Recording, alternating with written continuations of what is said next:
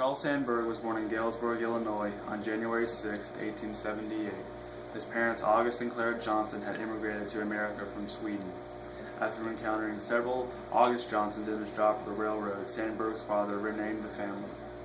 The Sandburgs were very poor. Carl left school at the age of 13 to work odd jobs such as laying bricks and dishwashing.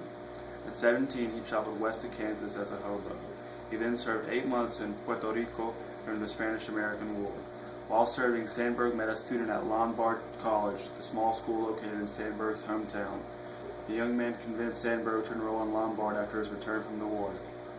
Sandburg worked his way through school, where he attracted the attention of Professor Philip Greenbright, who did not only encourage Sandburg's writing but paid for the publication of his first volume of poetry, a pamphlet called Reckless Ecstasy.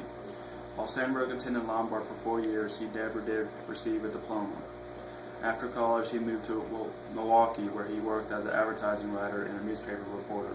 While there, he met and married Lillian Schleitzen, whom he called Paula, sister of the world-famous photographer Edward Schleitzen.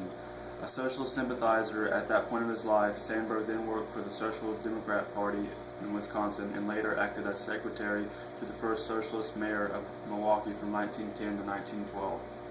The Sandburgs soon moved to Chicago, where Carl became an editorial writer for the Chicago Daily News. Harriet Monroe had just started Poetry, a magazine of verse, and began publishing Sandburg's poems, encouraging him to write in free verse.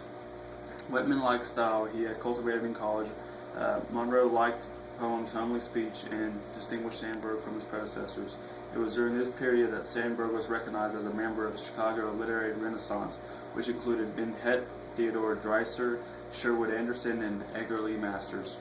He established his reputation with Chicago poems and Cornhuskers. Soon after the publications of these volumes, Sandburg wrote Smoke and Steel, his first prolonged attempt to find beauty in modern industrialism. With these 3 volumes, Sandburg became known for his free verse poems that portrayed industrial America. In the 20s, he started some of his most ambitious projects, such as the study of Abraham Lincoln. From childhood, Sandburg loved and admired the legacy of President Lincoln. For 30 years, he sought out and collected material and gradually began writing his 6-volume biography of the former president.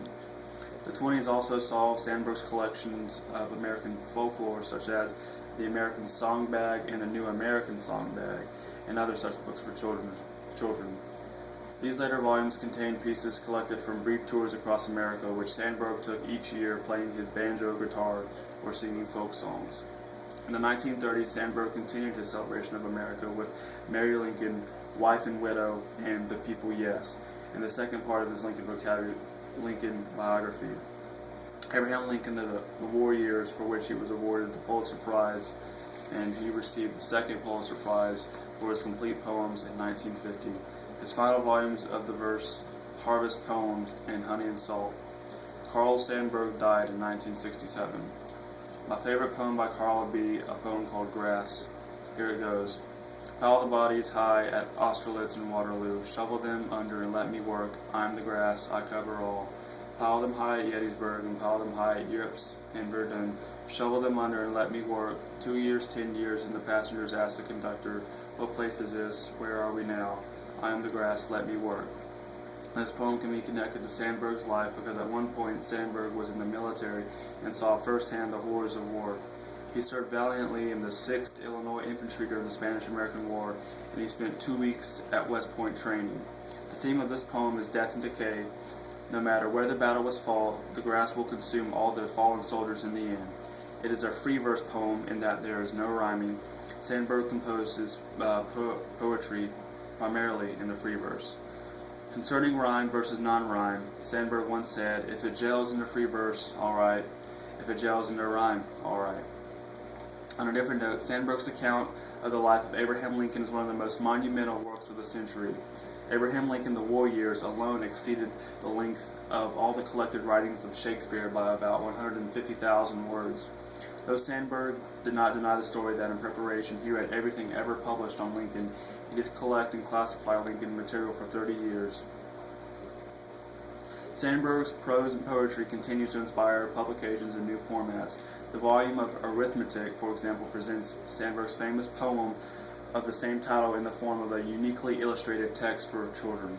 Sandburg's poem is a humorous commentary on the great school experience of learning arithmetic. Arithmetic is where numbers fly like pigeons in and out of your head.